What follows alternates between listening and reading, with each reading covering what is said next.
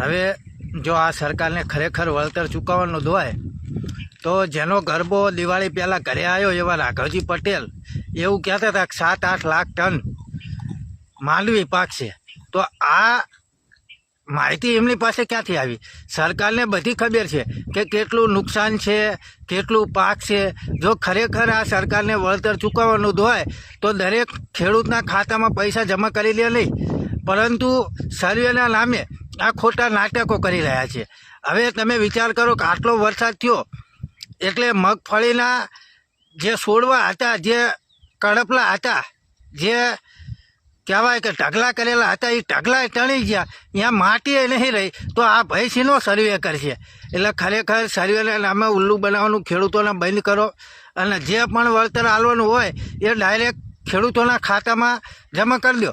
Satellite દ્વારા સર્વે કરો અને જેટલો બગાડ થયો હોય એ તમે જોઈ લો, અને હરડાટ ખેડૂતોના ખાતામાં પૈસા જમા કરો. અને પૈસા જમા ના કરો તો કંઈ વાંધો નહીં, તો સરકારનું જે દેવું છે ને એ માફ કરી દો. ખેડૂતોનું ધિરાણ માફ કરો, ખેડૂતોનું દેવું માફ કરો. અમારા પૈસા એને જોતા, તમારા રાખો તમારી કાંઈ ને કાંઈ, અમારે કશું જોતું નહીં, પણ ખાલી સરકારનું ધિરાણ માફ કરી દો એટલે અમારે ઘણું.